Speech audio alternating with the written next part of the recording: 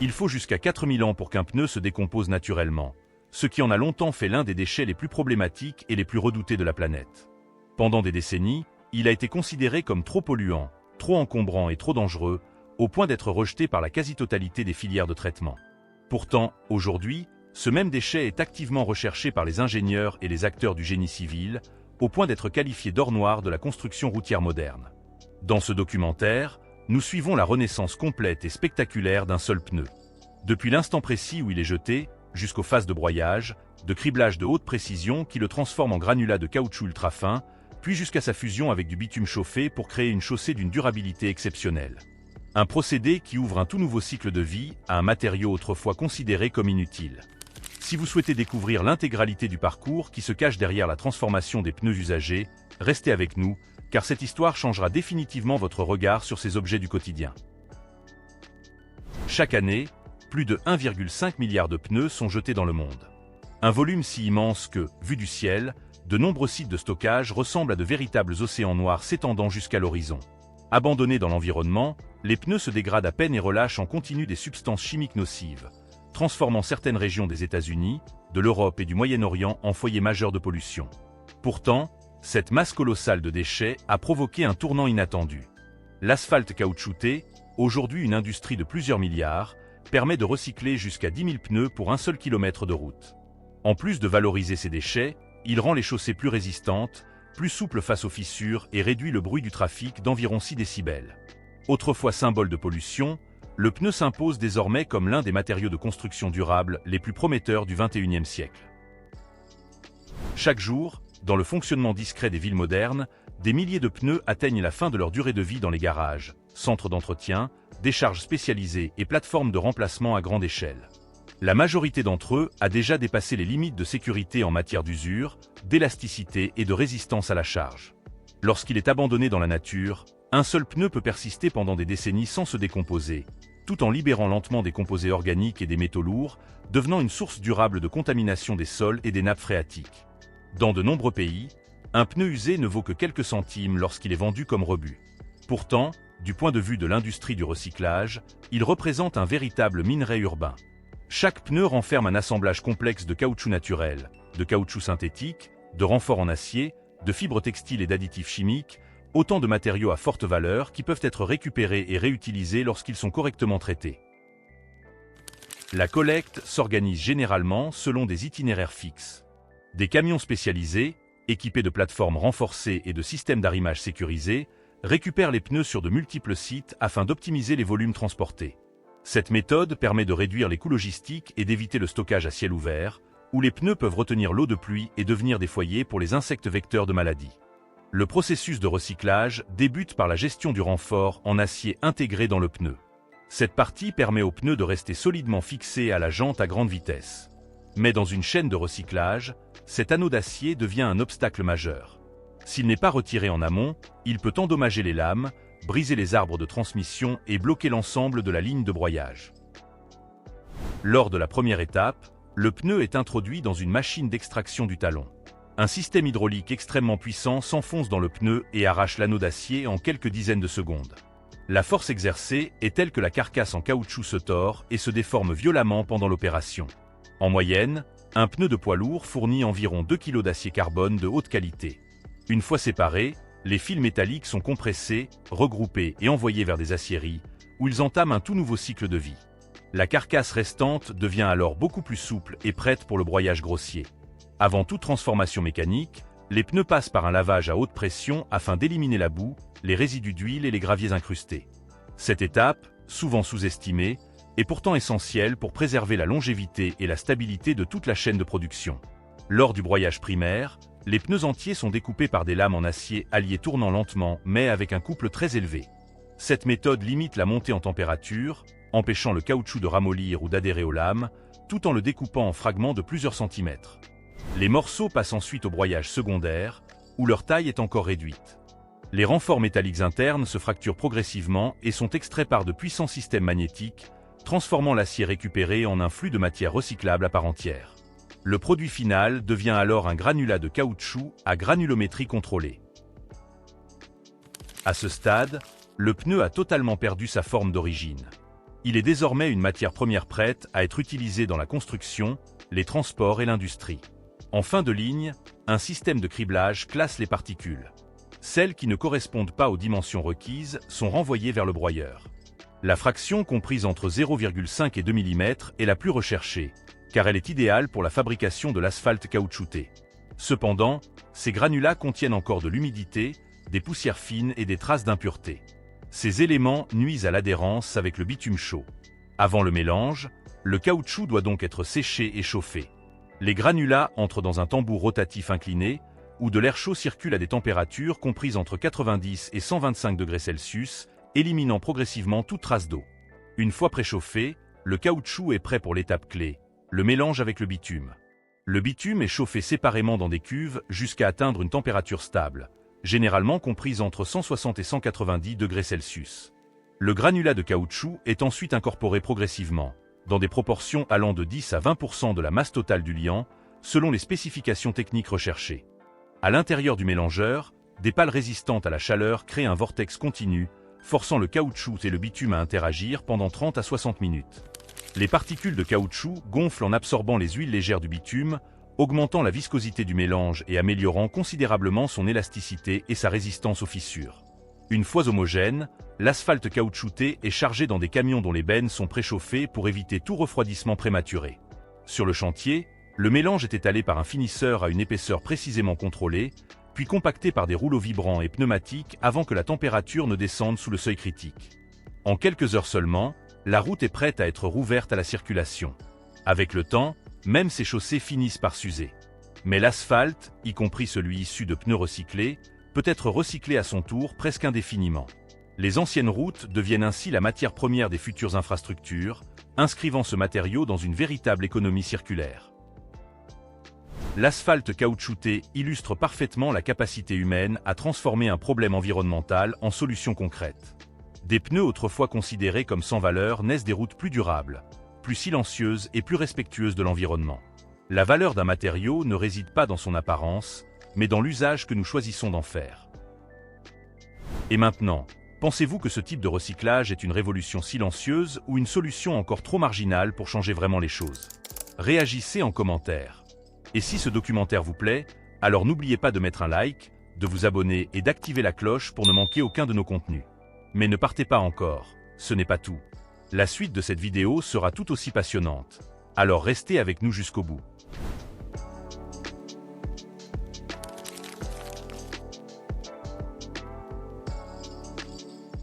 Il faut environ 2,5 litres de pétrole brut pour produire un seul litre d'essence. Pour répondre à la demande mondiale en carburant, près de 100 millions de barils de pétrole sont extraits chaque jour sur la planète. Mais comment cette ressource visqueuse et sombre devient-elle l'essence que nous utilisons quotidiennement dans nos voitures? Pour le comprendre, partons aux États-Unis, l'un des plus grands producteurs et consommateurs d'essence au monde, et pénétrons au cœur d'une raffinerie moderne. L'histoire de l'essence commence au XIXe siècle, lorsque le pétrole commence à être raffiné de manière industrielle. À l'époque, le produit le plus précieux n'est pas l'essence, mais le kérosène, utilisé pour alimenter les lampes. La fraction légère que nous appelons aujourd'hui essence est alors considérée comme un simple résidu, presque sans valeur. Tout change avec l'invention du moteur à combustion interne dans les années 1870. Brusquement, ce sous-produit trouvé en abondance devient un carburant potentiel. Au début du XXe siècle, avec la popularisation de l'automobile grâce à Henry Ford et à son célèbre Model T, l'essence s'impose comme le carburant vedette de l'ère industrielle. Pour améliorer ses performances, on commence dans les années 1920 à lui ajouter des additifs comme le plomb tétraéthyle, qui augmente l'indice d'octane, mais dont l'usage sera progressivement abandonné en raison de sa toxicité. Aujourd'hui encore, l'essence reste essentielle au transport et au fonctionnement du monde moderne. Mais d'où vient-elle exactement? Et comment devient-elle ce carburant que l'on utilise chaque jour? Tout commence avec le pétrole brut, un liquide dense, visqueux, de couleur sombre et à l'odeur pénétrante, résultat d'un processus géologique qui a pris des millions d'années. Il est issu de restes de plantes et de micro-organismes marins qui, en mourant, se sont accumulés au fond des mers et des lacs.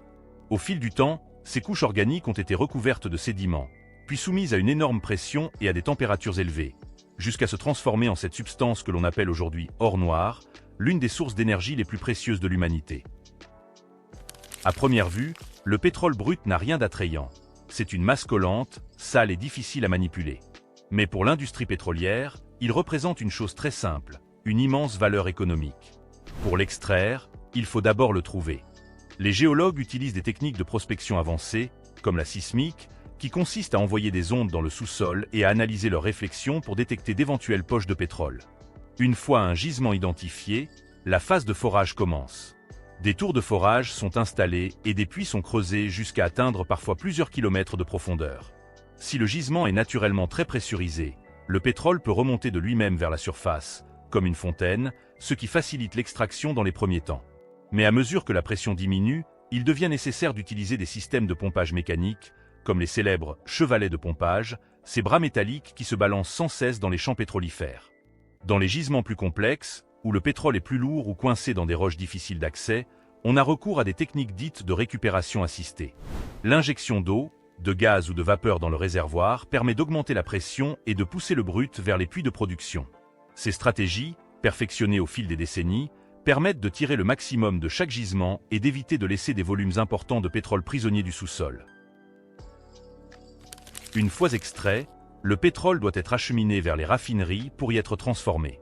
Selon la localisation du gisement, ce transport se fait par de longs oléoducs, véritables autoroutes souterraines de l'énergie, ou par d'énormes pétroliers qui traversent les océans avec des centaines de milliers de barils à leur bord. Ce voyage marque le début d'une étape cruciale, la transformation du brut en carburant et en produits essentiels qui font fonctionner notre quotidien. Lorsque le pétrole brut arrive à la raffinerie, commence alors sa métamorphose en une multitude de produits, dont l'essence. À l'état naturel, le brut est un mélange extrêmement complexe d'hydrocarbures de taille et de structures différentes. Pour en tirer des carburants efficaces, il faut d'abord le séparer en différentes fractions. Le procédé de base est la distillation fractionnée, une technique qui classe les composants en fonction de leur point d'ébullition. On commence par chauffer le pétrole à des températures supérieures à 370 degrés Celsius, suffisamment élevées pour le transformer en un mélange de liquide et de vapeur. Ce mélange est ensuite introduit dans une tour de distillation, une gigantesque colonne d'acier où les vapeurs montent progressivement tout en se refroidissant. À mesure que la température diminue le long de la colonne, les constituants se condensent à différents niveaux, en fonction de leur masse moléculaire et de leur volatilité. Dans la partie basse de la tour, là où la température reste très élevée, se déposent les fractions les plus lourdes, bitume, fioul lourd et résidus, qui nécessitent des procédés complémentaires pour être valorisés. Plus haut, dans les zones intermédiaires, on recueille le gazole, diesel et le kérosène, utilisés respectivement dans les véhicules routiers et l'aviation. Tout en haut, là où la température est la plus basse, on récupère les fractions les plus légères, butane, propane et essence dite de distillation. Mais l'essence brute issue de cette première séparation n'est pas encore prête à alimenter un moteur moderne. Sa composition n'est pas idéale, sa combustion est peu efficace et ses propriétés sont instables. Pour en faire un carburant performant, on la soumet à une série de traitements complémentaires, dont l'un des plus importants est le craquage catalytique. Le craquage catalytique consiste à faire passer les fractions lourdes dans des réacteurs où elles sont chauffées à haute température en présence de catalyseurs solides. Sous ces conditions, les grosses molécules d'hydrocarbures se cassent en molécules plus petites, mieux adaptées aux carburants comme l'essence. Ce procédé accroît le rendement en essence et améliore sa qualité. Le résultat, des mélanges avec un indice d'octane plus élevé, c'est-à-dire plus résistant à l'auto-allumage dans le moteur. Cela permet une combustion plus contrôlée, améliore les performances des véhicules et contribue à réduire certaines émissions polluantes. Étape après étape, le pétrole brut se transforme ainsi en une large gamme de produits indispensables à la vie moderne. Essence, diesel, gaz liquéfié, lubrifiant, base pour plastique et produits chimiques. Mais avant que l'essence n'arrive aux pompes à carburant, elle doit encore subir des ajustements fins et des contrôles de qualité très rigoureux. Avant d'alimenter le moindre moteur, l'essence doit être traitée et optimisée pour répondre à des normes de qualité strictes. L'objectif n'est pas seulement d'améliorer son rendement, mais aussi de limiter autant que possible son impact sur l'environnement. L'un des premiers traitements est la désulfuration, qui vise à éliminer les composés soufrés présents dans le pétrole brut. Si on les laissait dans le carburant, ils produiraient, lors de la combustion, des oxydes de soufre responsables de pollution atmosphérique et de plus acides. Grâce à des procédés d'hydrodésulfuration, où l'on injecte de l'hydrogène en présence de catalyseurs, le soufre est converti en sulfure d'hydrogène, puis séparé pour être traité à part. On obtient ainsi une essence plus propre et moins polluante. Pour optimiser son comportement dans les moteurs modernes, l'essence est ensuite mélangée à une gamme d'additifs spécialisés. On y trouve des améliorants d'octane, qui augmentent la résistance à la détonation prématurée et évitent le cliquetis du moteur. Cela prolonge la durée de vie des composants mécaniques et améliore l'efficacité énergétique. D'autres additifs jouent un rôle tout aussi important. Les détergents, par exemple, empêchent l'encrassement des injecteurs et des soupapes en dissolvant les dépôts au fur et à mesure de l'utilisation du carburant. Les inhibiteurs de corrosion protègent les conduites et les réservoirs contre la rouille et l'oxydation. Les agents antioxydants et stabilisants, empêchent la dégradation prématurée du carburant au stockage, limitent l'évaporation des fractions les plus volatiles et maintiennent la qualité de l'essence pendant des semaines, voire des mois. Un paramètre clé pour caractériser l'essence est son indice d'octane, qui mesure sa capacité à résister à l'auto-allumage dans le cylindre avant l'étincelle de la bougie. On distingue en général deux grandes catégories sur le marché. Une essence dite régulière, autour de 87 à 90 octanes selon les pays, suffisante pour la plupart des moteurs à taux de compression modéré, souvent plus anciens, et une essence premium, avec un indice d'octane d'environ 95 ou plus, conçu pour les moteurs modernes, plus exigeants, travaillant à des compressions et des températures plus élevées. Un indice octane supérieur ne signifie pas forcément plus de puissance brute, mais une combustion plus stable, surtout dans les moteurs haute performance. Avant d'être distribué aux stations-service, chaque lot d'essence passe par une batterie de test dans des laboratoires spécialisés. On y étudie sa stabilité, sa volatilité, sa capacité à s'enflammer correctement et sa pureté. On vérifie qu'elle ne contient pas de contaminants solides, d'eau ou de composants indésirables pouvant nuire au moteur. Des essais normalisés mesurent aussi sa tendance à former des dépôts, son comportement à basse température et son point d'éclair. Ce n'est qu'après avoir satisfait à toutes ces exigences que l'essence est autorisée à quitter la raffinerie. Elle est alors prête à rejoindre la vaste infrastructure logistique qui la conduira jusqu'au réservoir souterrain des stations-service. Le premier maillon de cette distribution est l'acheminement de l'essence depuis la raffinerie vers les dépôts régionaux de stockage. Pour cela, deux grands moyens de transport sont utilisés. Le principal, pour les gros volumes à longue distance, ce sont les oléoducs. Ces conduites enterrées ou parfois aériennes s'étendent sur des centaines, voire des milliers de kilomètres, reliant les raffineries aux grands terminaux. L'essence y circule sous haute pression, souvent en batch, séparée d'autres produits pétroliers par des bouchons ou des interfaces contrôlées pour éviter les mélanges. L'autre moyen, plus flexible, ce sont les camions-citernes. Ils sont indispensables pour desservir les zones plus éloignées ou moins bien connectées au réseau d'oléoducs. Ces véhicules sont équipés de compartiments internes qui limitent les mouvements brusques du liquide, réduisent les risques de déséquilibre et améliorent la sécurité durant le transport. L'essence ne va pas directement de la raffinerie à la station-service. Elle transite d'abord par de grands terminaux de stockage, où elle est conservée dans d'immenses réservoirs métalliques, conçus pour limiter l'évaporation et empêcher les infiltrations. C'est aussi à ce stade qu'on peut ajouter certains additifs spécifiques selon les réglementations locales ou les formulations propres à chaque marque pétrolière. Depuis ces terminaux, des camions-citernes de plus petite capacité prennent le relais pour livrer les stations-service. Ces camions doivent respecter des normes de sécurité très strictes. Système de vannes automatiques de fermeture, matériaux résistants à la corrosion, dispositifs de mise à la terre pour éviter les décharges électrostatiques et système de récupération des vapeurs. À leur arrivée dans la station, la cargaison est déchargée dans des cuves enterrées, isolées et dotées de capteurs surveillant en permanence le niveau et l'étanchéité. Pendant le déchargement, des précautions particulières sont prises. Connexion au système de mise à la terre, contrôle de la ventilation, gestion des vapeurs inflammables. Une fois dans ces réservoirs souterrains, l'essence est prête à être distribuée au véhicule. Depuis le pistolet du distributeur jusqu'au moteur, chaque goutte de carburant a parcouru un chemin impressionnant. Des profondeurs de la Terre, où le pétrole s'est formé pendant des millions d'années, jusqu'aux unités de raffinage, aux pipelines, aux camions, aux cuves et enfin aux réservoirs de ta voiture, tout un réseau de technologie, de chimie et de logistique travaille en coulisses pour que tu puisses simplement faire le plein en quelques minutes. Et c'est ainsi que sont produits, transformés et distribués chaque jour des millions de litres d'essence à travers le monde. Maintenant que vous connaissez tout le parcours de l'essence, de son extraction jusqu'à sa transformation en ce liquide noir, trouvez-vous que son prix est justifié ou pas? Dites-le nous en commentaire, on veut connaître votre avis. Si ce documentaire vous plaît, alors n'oubliez pas de mettre un like, de vous abonner et d'activer la cloche pour ne manquer aucun de nos contenus.